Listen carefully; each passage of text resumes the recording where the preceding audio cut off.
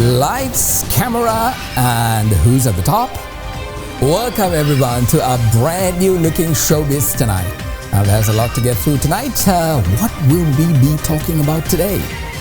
U.S. R&B and soulful sensation Aloe Blacc was in Sri Lanka recently for a brief visit, and we sat down with him about what he plans to do here in Sri Lanka. And the Sri Lankan beauty that's shining bright in this year's White Lotus Season 3.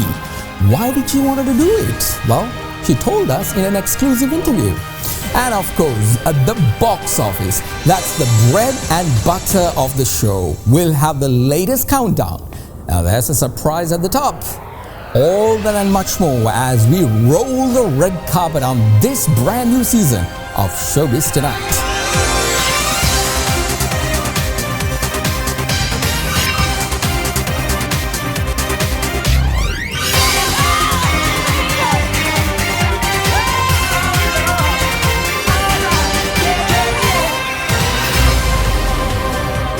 Live to tape from Studio 24.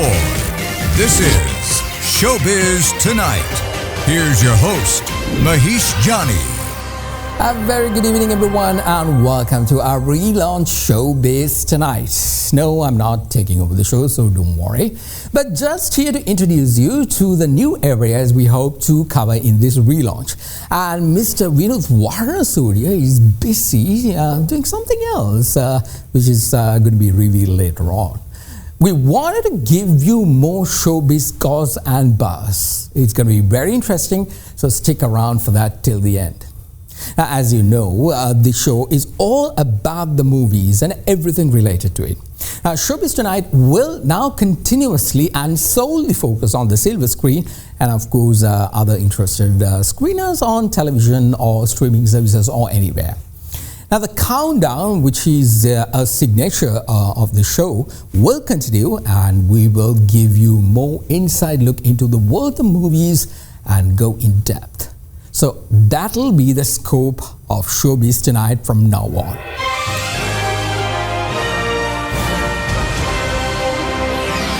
Well, what has been happening in the past week?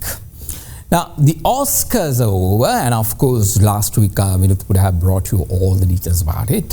Here's an interesting nugget. Now, one of the reasons for the Academy of Motion Picture Arts and Science, to choose a new host after 3 years of Jimmy Kimmel, which I honestly think is a boring host, who was mainly because each year the Academy was losing audience in the Oscar broadcast. So this time they thought, if we go with someone new, someone who can keep the wits going, like Conan O'Brien, people will actually tune in to watch the show. Now, the data that came on Monday, that is right after the show, showed that apparently the Oscars lost ratings of the main network ABC. But later it was really revealed by Disney, who streamed the whole thing via Hulu. More than 19.7 million people have watched on Hulu, which is a 5-year high, meaning, well, something worked for the Oscars this time around. I personally think that ABC's decision to make sure that the Oscars were available on any platform would have done that trick rather than asking people to come to one network. Anyhow, there's a lot more to get through today. We have two exclusive interviews to bring to you. U.S. R&B sensation Aloe Blacc, whose songs like I Need a Dollar, and also his collaboration with artists like Avicii and Bruno Mars has indeed brought him worldwide fame. And guess what? He dropped into our studios when he was here in Sri Lanka to have a little chat. We'll bring that to you shortly. And also, in this new season, we also had an exclusive interview with Shalini Peiris, who's playing Amrita in the new season of White Lotus. That's also coming up later on. So without further ado, let's start the show.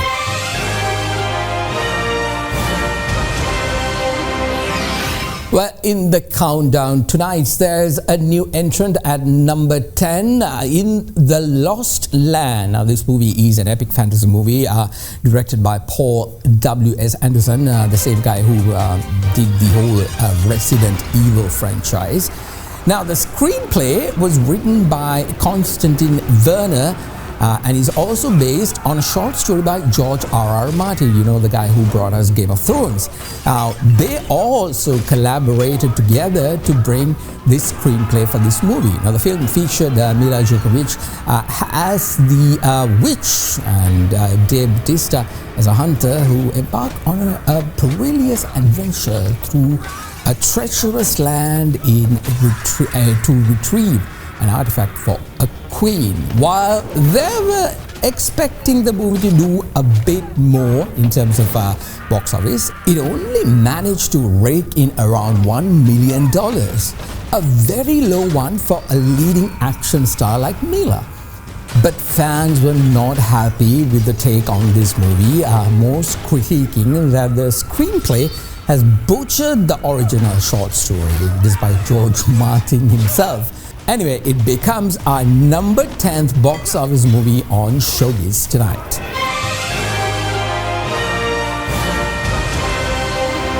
To number 9 now, another new entrant. This is an indie movie named Rule Breaker, starring many new actresses that's of Iranian descent. The movie tells the tale of an inspiring woman who brings both hope and resistance as her bravery fuels a movement that has the potential to change their country for the good. With a box office of around 1.5 million, Rule Breakers is our number 9th box office movie on Showbiz Tonight.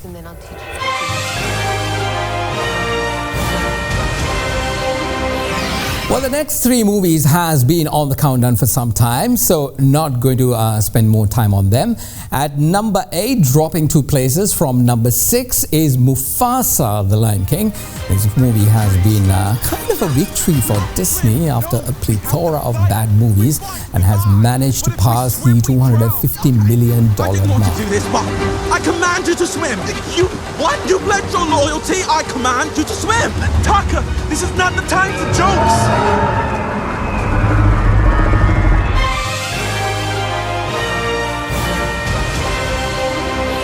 Question: what happens when your movie becomes the most celebrated movies at the Oscars? Well, the answer is very simple. You get back into the countdown. That's exactly what happened to our number 7th movie, Anora. It was at number 22, and now this week, back again in the countdown with the hype it got from the Oscars, of course. Again, Best Picture, maybe, but Best Actress, come on. That's a travesty to choose Mikey Madison over Demi Moore. But all is in the past, and Anora has only made $18 million thus far since its inception. A really low figure for a Best Picture movie.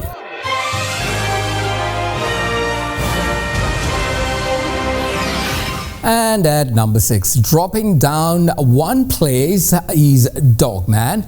Personally, I don't like dogs, more of a cat person, so I honestly got nothing on this movie, mainly because I didn't want to watch it. And yet it is in the countdown, and with a box office of $88 million, becomes our number 6th movie on Showbiz Tonight. Stop it! Will you get out of here? Go and arrest Petey, and I don't care if it takes a montage.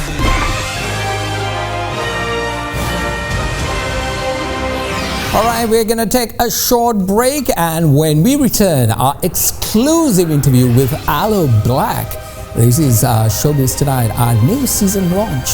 Be right back.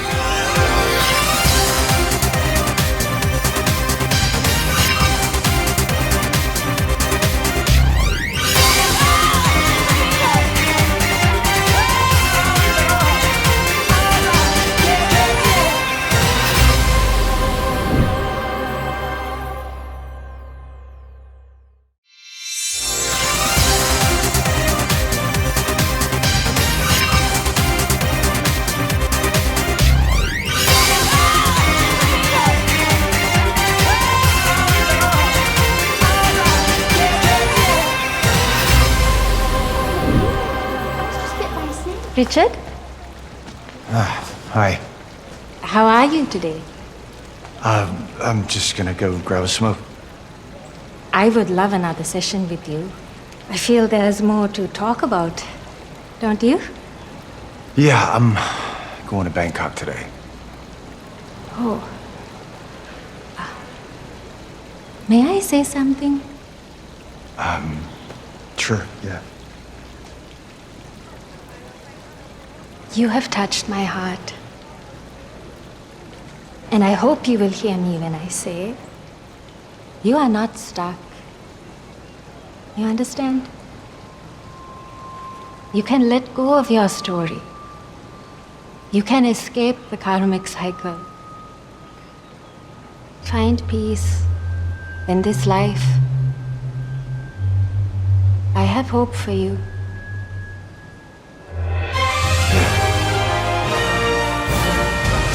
Welcome back everyone to Showbiz Tonight. Well, we have another special guest who we told you prior about, Shalini Peiris. She is a Sri Lankan who is very well known for favorite acting gigs from TV series like The Ark and there are certain others, but the one that she actually captured recent audience is the White Lotus season 3, which came out recently.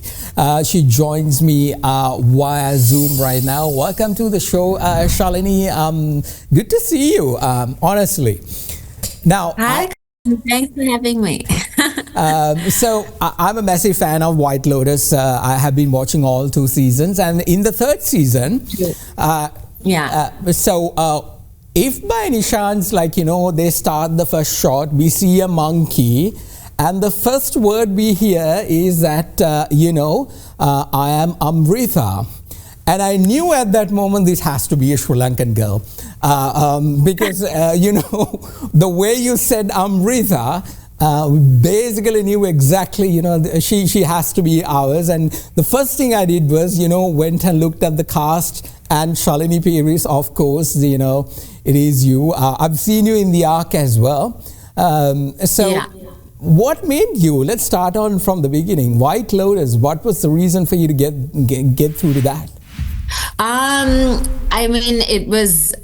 also a super fan of White Lotus. I've watched seasons 1 and 2 twice over. And this is a show every actor is trying to get in on the White Lotus. So, when the audition came through, I had to put myself on tape, and I was happy to even just tape for it, and I thought that is my kind of as good as it gets, Lage, that for them to just watch my tape, but I didn't for a second think that I would actually get the part. So it was a real dream come true. I think, you're speaking to us right now this way, and I know in The Ark also you speak like this, but in Amrita's character, your voice is a little orientalized. Was that by purpose, or is that something that you thought that this character would bring into this particular show and the aspect of it? What was the reason for you to actually go into that side of Oriental accent? So my accent kind of changes all over the place. It just changes on who. As soon as I'm speaking to a Sri Lankan, it is very Sri Lankan. But then I also went to. I grew up in Hong Kong, so it's also I've got there's an international school accent kind of going on also. But so she was originally written as Indian, okay, and then when I was cast. So I did an Indian accent in my tape. Then when I was cast, Mike White, the creator of White Lotus, who actually really loves Sri Lanka, he's been to Sri Lanka, and you know how usually people come to Sri Lanka and they just come for about 2 weeks and they say they've been to Sri Lanka, but they basically go kind of like Kandy and South. Yeah. But he has properly traveled all across. He's been as north as Point Pedro, and he and you know and like down. He's been all over. So he actually then changed Amrita to being Sri Lankan, and it's a shame there was a line in the first scene about her being Sri Lankan, and sadly that got cut. So I think for all Sri Lankans kind of hear the accent and think she sounds Sri Lankan, but yeah, I hope it's clear to others as well. So my next question is, if Mark White was in Sri Lanka, for God's sake, why didn't he select Sri Lanka to do this White Lotus season? Because look at the whole landscape, it is just Sri Lanka in somewhere else. No, that's what he was saying about the landscape of Sri Lanka also. But I think it was, they did actually look into it. But I think it, and this is a good point about kind of making sure that we are ready to host productions like this. So they did actually look into Sri Lanka, but I think logistically it was trickier to do. And the Thai crew and kind of filming industry is very strong. So I think that's something that I've been saying for a long time is, because we're obsessed with tourism, which is all good and well, but actually this is a much more kind of, if you think about, we were there for I wasn't there, but the crew and the principal cast were there for 6 months. Yeah. Staying in the country, spending money, contributing to the economy as tourists, but then also staying in these resorts for that long. And the typical tourist would never stay for anywhere near 6 months. No, so. Also, if you're thinking about the number of kind of creatives and talent on the ground that you're employing, that's something that I think is really kind of important for Sri Lanka to look at, because anyone who comes with that kind of eye to Sri Lanka sees the potential, but then we also need to be ready on the ground with resources, with crew, logistics ready to kind of welcome productions like that. So that's something I also am really kind of passionate about, getting us ready. Yeah, that is on the money, because if I read it right, the third season was originally planned to be shot in Japan, and the storyline was in Japan. But apparently there was a logistical issue to get to Japan, and because of that they were looking other areas, and Thailand, actually the Thai government grabbed the opportunity, the Thai tourism, because then they actually saw the potential in that. And what you said was absolutely right. We have to be ready when these international film crews are looking for easy access, and also facilitate them to come here and shoot, because I think the numbers of tourism towards Thailand has really risen because since White Lotus came out, the season 3. Yeah, and I think those resorts as well. The super fans want to stay where where the White Lotus guests stayed. So even kind of tourism for those particular, which are very high-end luxury resorts, has also gone up. And it's such an amazing showcase for Thailand, which I'm very happy for, because it's an amazing country, and there's a lot. It feels like there's a lot of shared history and culture between our countries. So when being in Thailand actually felt quite familiar. But yeah, the Thai government, they jumped right on it, and I think even the Thai royal family as well, they were all kind of like, no, come, come here. So they played it very well. Well, Shalini, so now we are watching the 4th episode. The first episode introduced to us to the shooting incident, this big ha-ho. Now we are learning a little bit about what happened to one of the favorite characters, Jennifer Coolidge's character in season 2 and season 1. Now they're just slowly. There is a mystery brewing. So what can you tell us as we move on to the next couple of? I think there are another 4 episodes more. Another 4, yeah. Yeah, there's many mysteries brewing. So, I mean, in typical White Lotus fashion, there will be a dramatic finish where kind of all these loose ends will be tied together. But I think it won't be in the way that people expect. And also, this season has a bit of a darker tone because of the theme for this season is death and mortality, and how the West consumes Eastern spirituality. So everybody in this, I mean, White Lotus anyway, everyone is searching now. So, but this season it feels much more heightened. That anyway, you can tell there are people, the character of Rick, and then also, Timothy, and you can tell these people are really on the edge. And they're Shalini, for your character, Amrita, how she's going to be till the end? I don't know. Can I say?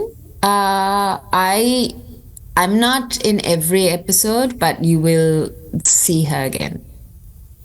Good. That's the suspense we need to keep watching the rest of White Lotus. So after this, where can we see you? I know you are doing a lot of stuff back in the UK as well. So where can we actually see you in future projects? So at the moment, I'll keep you I'm back to auditioning. That's the life of the actors. It goes straight from press and premieres back to auditioning. So so I'll keep you all posted. Yeah. Shalini, when you come to Sri Lanka, make sure you drop by in our studios so we can actually have a face-to-face chat. No, I'd love that. Yeah, I'd love that. All right, Shalini Peiris, thank you very much for taking the time to speak to us about White Lotus and also your character. It's a proud moment for all Sri Lankan fans, sitting here and watching and seeing one of our girls actually shining on a worldwide stage. We really appreciate, and please keep doing what you're doing. Props to you. Thank you. That means a lot to me. Thank you. All right, we're going to take a short commercial break. When we return, more of the countdown. This is Showbiz Tonight.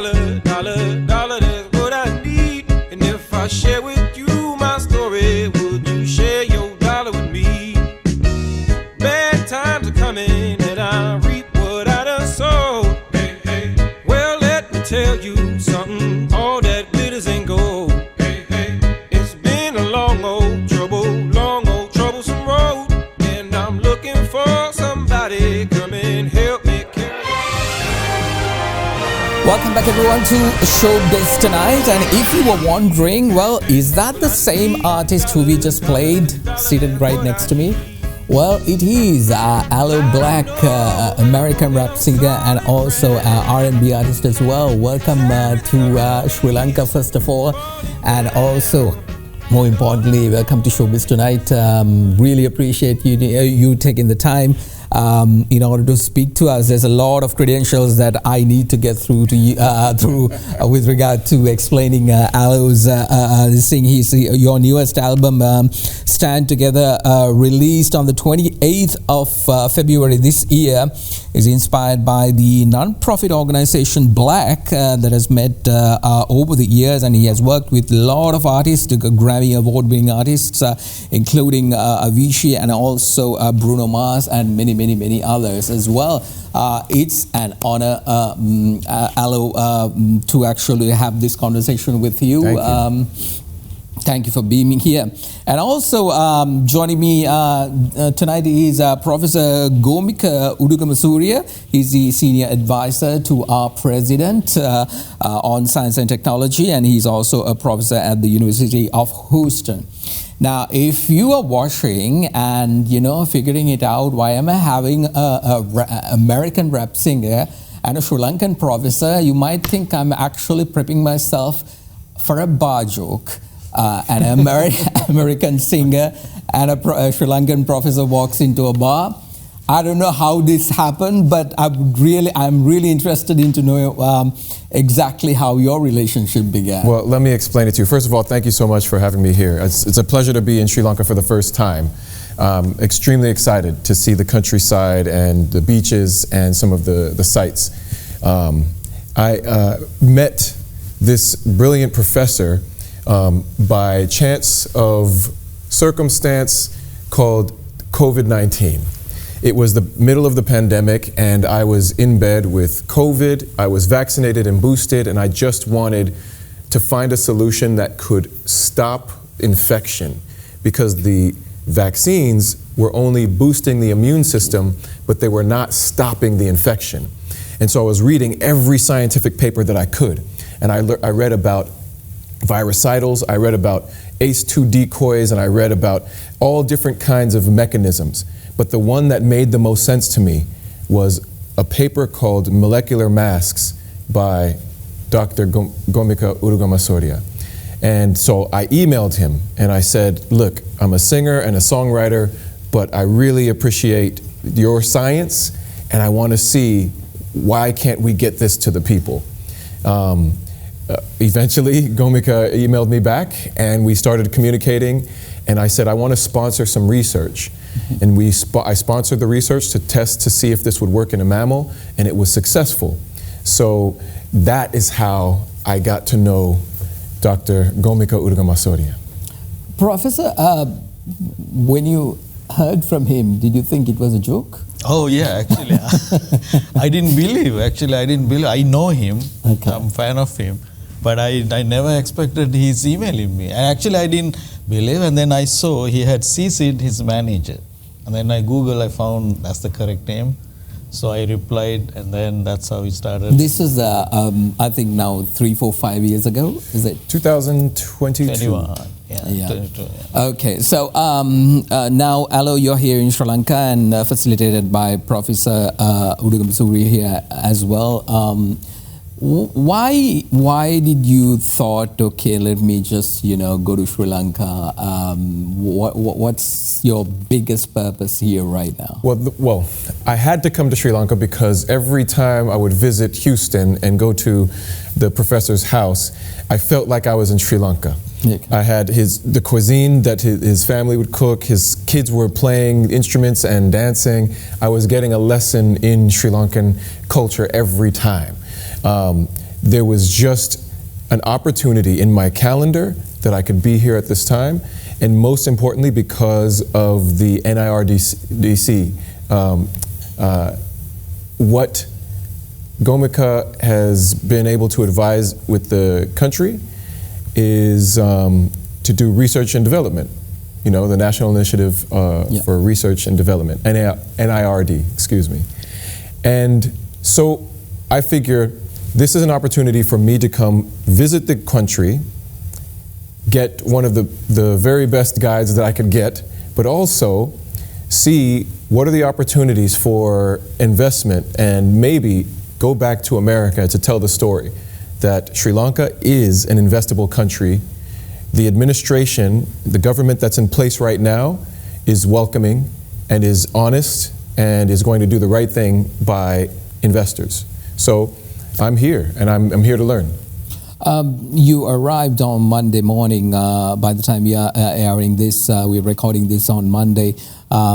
Professor, now what exactly are you trying to get him to see here in Sri Lanka? What exactly are the opportunities that you really want him to take back to America, and especially with regard to the whole concept of, getting more Americans, more Westerners to be interested in Sri Lanka, not just to come here and have a holiday and go back, but in terms of business initiatives?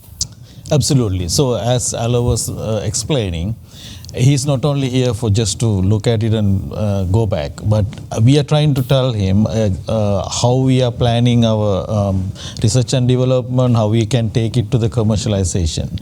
So it actually produces value-added products and services. So in Sri Lanka, like, the research has been happening for a long time, but it's scattered. So what we are trying to do is collect them and move it to the proper commercialization path. With that, actually, there are a lot of investment opportunities are opening. So that's what I'm trying to show him. That's one side, which is commercialization of value-added products. But the other side is the entertainment industry. So he's exactly the person who can take the message and also help us how we can build proper entertainment parts, especially bringing this kind of artist into here, and develop our musical industry and take it to the next levels, because we are very not lacking on that. Indeed, Aloe, one of the things that, prior to this discussion we were talking as well, Sri Lanka has been trying to crack this code with regard to getting, more recognition in terms of our music, because it is also very culturally unique in the world when it comes to our traditional type of things. And then again, the fusion part of it, where our artists, young artists very especially, are trying to fuse R&B or rap sensations with Sri Lankan content and creating their unique voice there. We've been trying to also look at international artists, to look at Sri Lanka as a destination, to come here, actually, have concerts, have events. Not being successful in cracking that code. What exactly, like when you came here, do you think this is a potential avenue for that? Yeah, I see it as a potential avenue. As a touring artist myself, it comes down to so many factors. One is there a cultural demand for the music and for the artist and the presentation? And is that demand fiscally optimal for the artist? There's a whole network around the artist, the manager, the agent, the legal team, the band. All of that has to be funded. And so if there are an appropriate network of sponsors, of financiers, if there are great ticket sales, that can support international artists coming to Sri Lanka. It takes one artist to open the door, though. And when that one artist can open the door, others will come. And I hope that I can work with the concert bookers, the venues, and the sponsors here within the country to open that conversation. It certainly can happen, and there'll be, hopefully, a nice back and forth communication between Sri Lankan artists going to the West and Western artists coming here. Prior to you meeting the professor, I'm not sure whether have you heard about Sri Lanka, or were you aware about a destination like this, or after you got to know about it, what exactly was your perception? Because here we are trying to figure out, basically we have gone through a lot of crises since 2019 onwards. So in a situation like that, where do you see your potential is as a venue destination or as an exchange? Yeah, my knowledge and understanding of Sri Lanka was very limited. I knew the name of the country. I knew roughly where it was on the map. But after meeting the professor, of course, my knowledge is much greater. Where do I see it going? There is an opportunity to share the beauty of the culture, and the beauty of the cuisine, the music, and the dance broadly. And I think why I'm here in particular with the Research and Development Initiative is also to just show and amplify that Sri Lanka is a player in global economics. And so I think that's going to be part of it. But the cultural piece with music, that can play a really big part. And making Sri Lanka a destination for Westerners, not just from Europe, but from the US, the Americas, is part of that conversation. Professor, before we go in for a short break, one of the things that we are lacking is that connection from the American side of things. I mean, we have a lot of tourists coming from Europe to Sri Lanka, but not so much from America, whether it's Southern or Northern America. What is your take on that? Like, you know, connectivity is an issue. If those artists, for them to come here, I mean, they don't have to fly so far for a little thing. So how are we going to tackle that? Yeah, it's actually simply the marketing, right? I mean, we have a lot of things to market. So I think if we really market what we have, I mean, as a country, I mean, I was even telling everything, right? I mean, we have golden beaches, to the mountains, to the waterfalls, to the ancient cities, to the everything, and you can reach them within hours, right? That's one of the unique things in Sri Lanka holds, like in terms of tourism. But many other, like we are built in with the hospitality, right? Those characters. And then we can combine all those things, and then honest approaches of the governments and, you know, expanding the cultural things globally. So if you can build those connections, like, I mean, you know, the government is really planning to work with the ambassadors and then spread the news and develop programs. If we bring all this together, I don't think it's a difficult thing, because we have a lot of unique things. It was a challenge before, but I think if we bring all these things together, we can be successful. And Aloe is right here in Sri Lanka right now. Exactly. Testament to that effort as well. Let's take a short commercial break. You're watching Showbiz Tonight.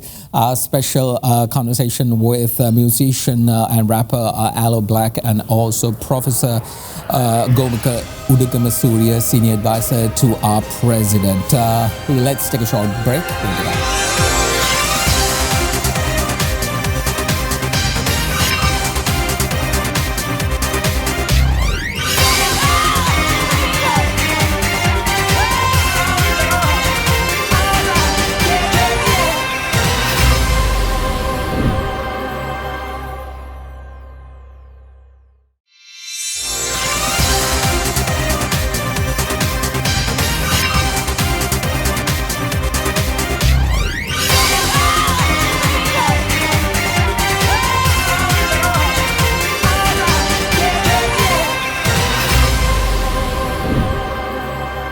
Welcome back, everyone, to Showbiz Tonight. I'm in conversation with international artist Aloe Blacc and also Professor Gomika Udagamasuriya.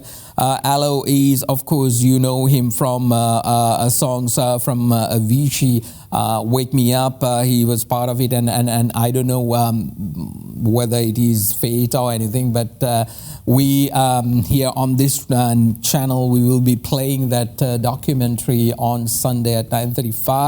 You can see Aloe sharing his ideas about Avicii on that documentary as well. And I want to ask you, Aloe, with regard to your AIM initiative, which is the style of music that you are calling your music to be. What exactly is that? Well, you know, people will ask me what kind of music I make. What genre is it? And you just mentioned Wake Me Up and Avicii. That's a dance music, EDM. Before that, I was known for soul music, classic soul. Before that, I was making hip-hop music. So ultimately, for me, genre doesn't matter so much. What matters is the themes that I'm sharing, and I call that AIM stands for Affirmation, Inspiration, Motivation. I want my songs to be the soundtrack to you living your best life. Okay. I want my songs to be the songs that motivate you to achieve the most impossible dreams. And I think that there's so much music out there. We use music to celebrate, to commiserate. We use music to pass time. And I think my music will sit on the shelf where you look for something that you need a little bit to pick you up, to give you some self-confidence. That's the kind of music I want to make. You have, I think, more than 5 studio albums and also 47 singles. Your latest one, Stand Together, that album, what exactly is that? Stand Together is an album with a theme of songs that are inspired by nonprofit organizations, community heroes, people who are doing amazing work. You think about the people in your community who stand up and fight for everybody's rights. Think about the people in your community that are always helping no matter what. Those are the people I wrote songs about.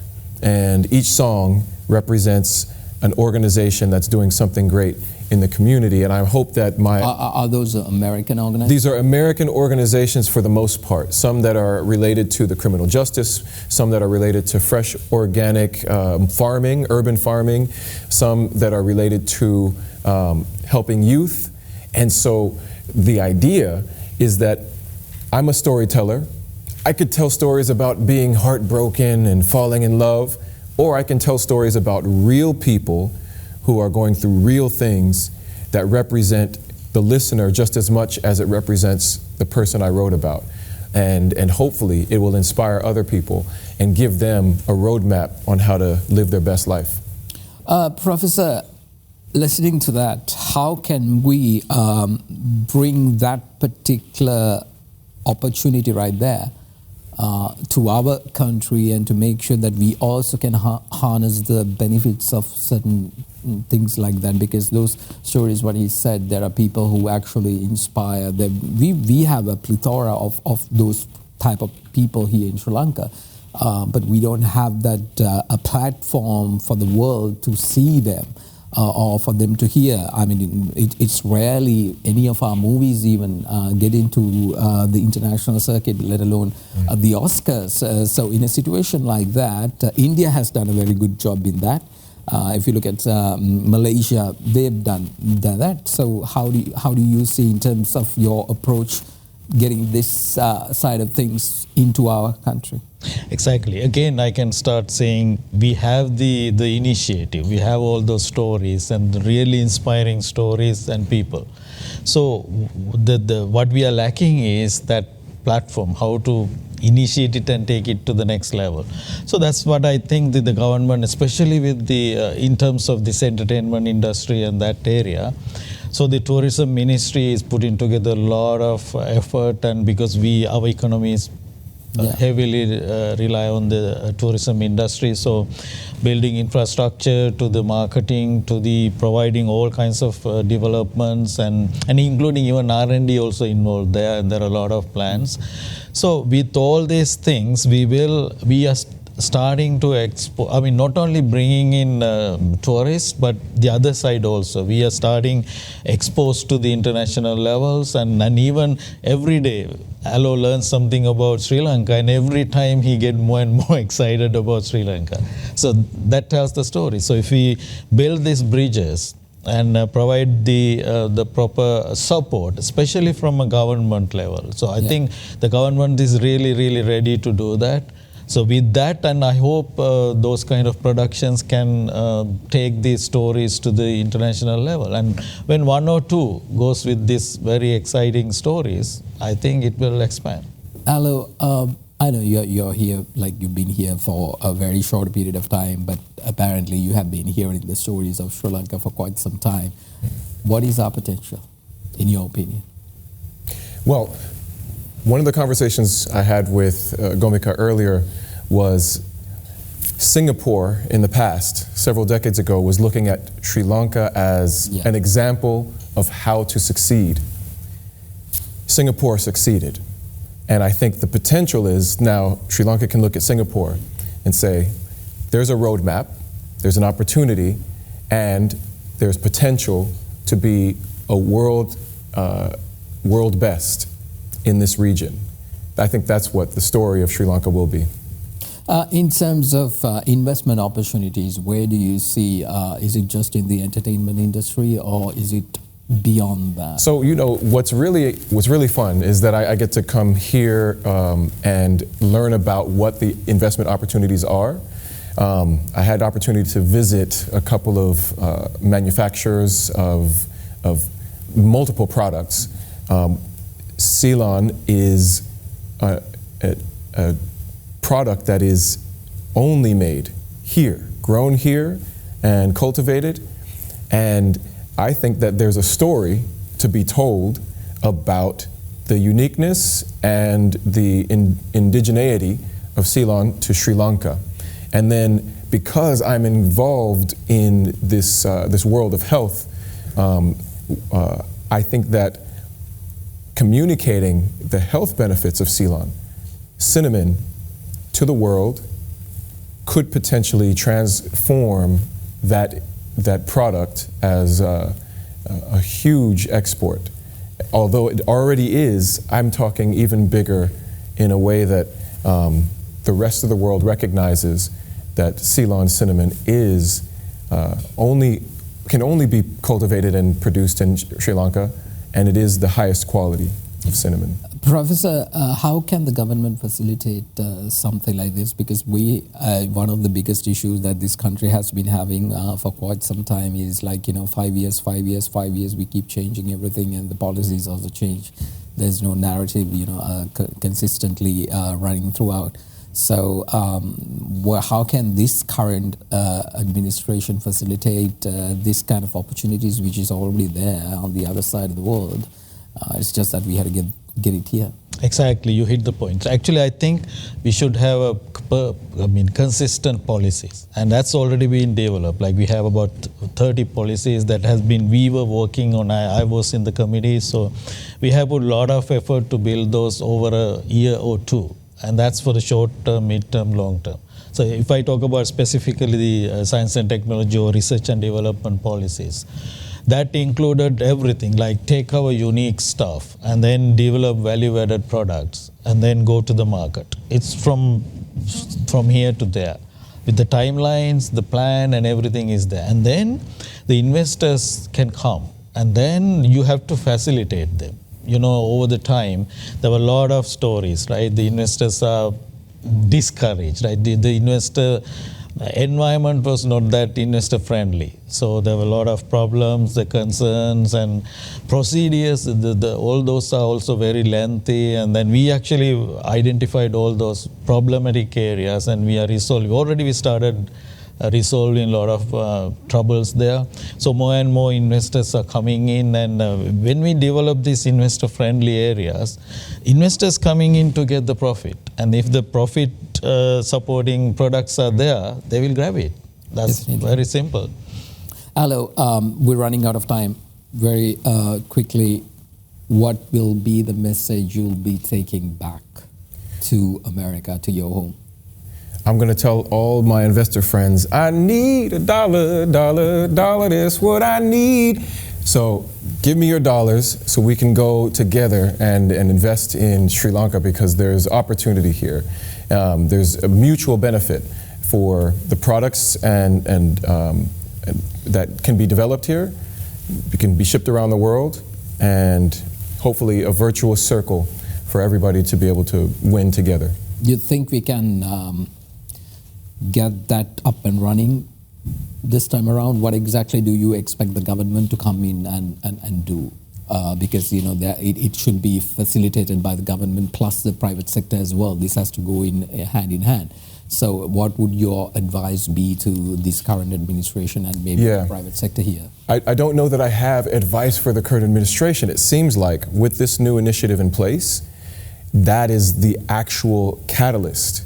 And here I am as one of the first to be able to experience it and go off to tell the rest of the world in the way that I can and the investors that I know. I think the government is doing the right thing already. And in order to keep it in place, I think it's a matter of policies. If the next administration comes in, There should be a system of checks and balances, conditions that make it so that certain things can't change, right? So if something's working, you can't change it because it met its metrics. So let's figure out what those conditions are so that the next administration can't change it. Will you have a concert here? I would love to have a concert here, and that's another thing that since I'm here, I get a chance to meet with and find who are the right key players to determine what is the venue, when is the time, and how will we make this work. Hopefully, Professor, we will be able to get him back and actually have a proper concert that is in unison with our local artists as well, because that would give the fusion that we really need to see in this country. Professor Gomika, Udukamsuri, and also Aloe Blacc, appreciate you guys being here. Really thankful to you taking the time in the short schedule to come and speak to us here on Showbiz Tonight. Thank you. Yeah, thank you for having us. That's all with regard to this interview, but we're going to take a short commercial break. We'll be right back with more Showbiz Tonight.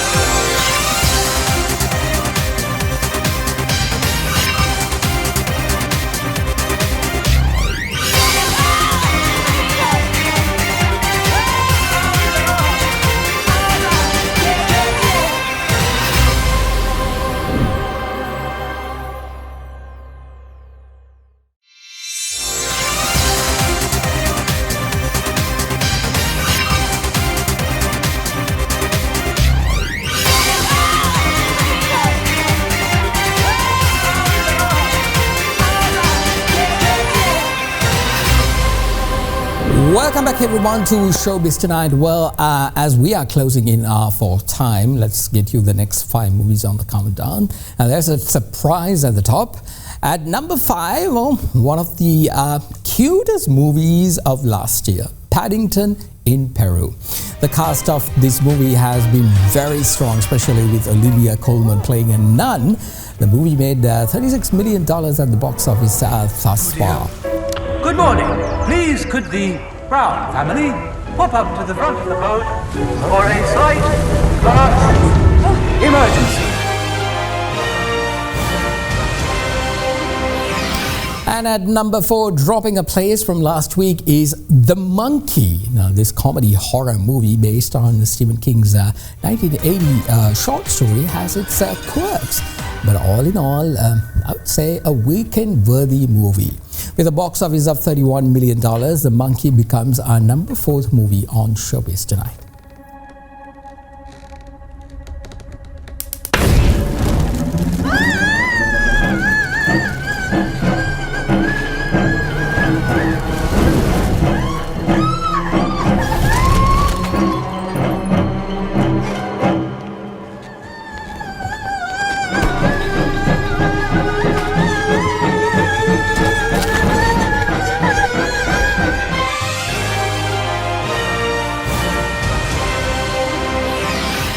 To the top 3 now. Now at number 3 is last week's number 2nd movie, The Last Breath, which drops a place. The survival thriller movie starring Woody Harrelson has a very strong storyline and has really good acting as well. No, he doesn't look as if high in the high seas, but he's giving quite a performance this time around. Now with the box office of $14 million, it's a number 3rd box office movie on Showbiz Tonight. Bill, I don't have eyes on you. Diver 2, what's on top?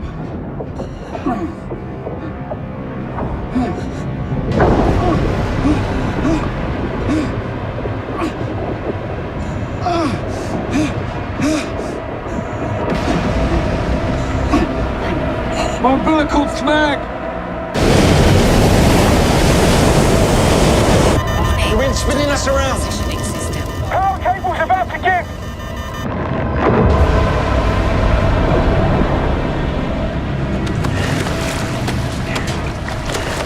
Dive control! There's no umbilical left in the belt. That's everything I've got!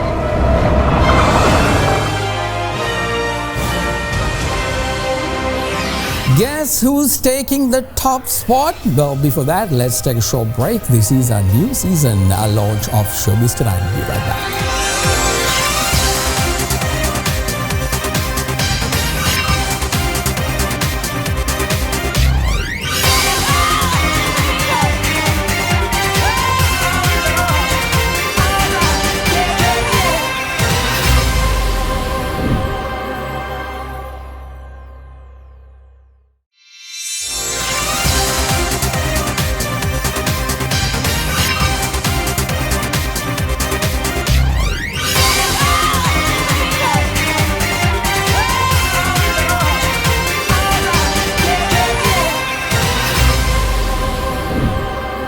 Welcome back everyone to Showbiz Tonight. Now if you are a Marvel fan like me, you hope that any Marvel movie like the good old days would stick around at #1 for at least quite some time.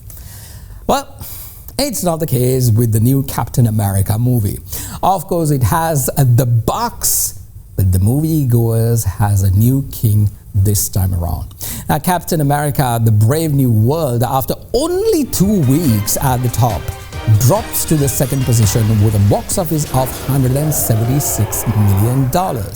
Now in comparison, the last MCU Marvel movie that was released was Deadpool, and by the third week it already had managed to get over $475 million. You can already see whether choosing this Captain America seems to not have played well with the viewers or the fans.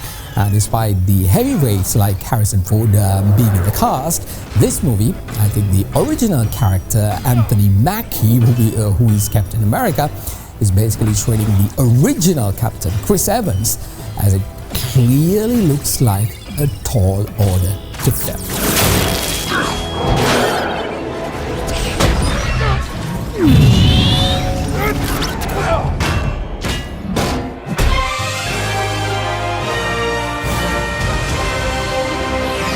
So if Captain America Brave New World becomes the #2 movie this time around, then who's at the top? It's none other than Mickey 17.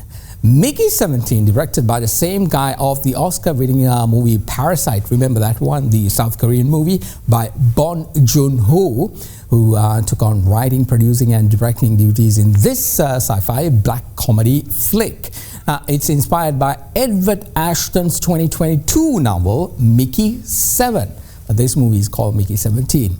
The movie features Robert Pattinson in the lead role with a talent cast that includes Naomi Aki, Steven Yeun, Toni Collette and Mark Ruffalo. Set in a futuristic world, the story revolves around a guy who becomes a part of a space colony as an expendable basically a disposable worker who gets cloned every time he kicks the bucket for research reasons.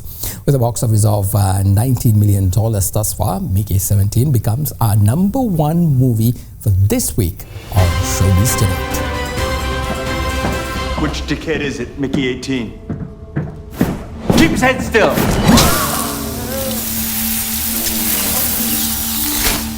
Now I can tell you two apart. Filthy multiples. Oh, yeah. That does seem fair. Oh, goodness. Burnt meat. That's nothing, honey. Wait till these two are scorched sausages in the cyclone. How are you gonna handle that stench? Mickey, I'm so sorry. You too. This brick stores your memories, right? Now you'll watch as I permanently delete your being from it. That way you'll understand the meaning and terror of finality. No more reprints! That's what you both should be thinking when you die. Dead forever! Now that the memory is gone, which body goes first? One at a time is twice the fun.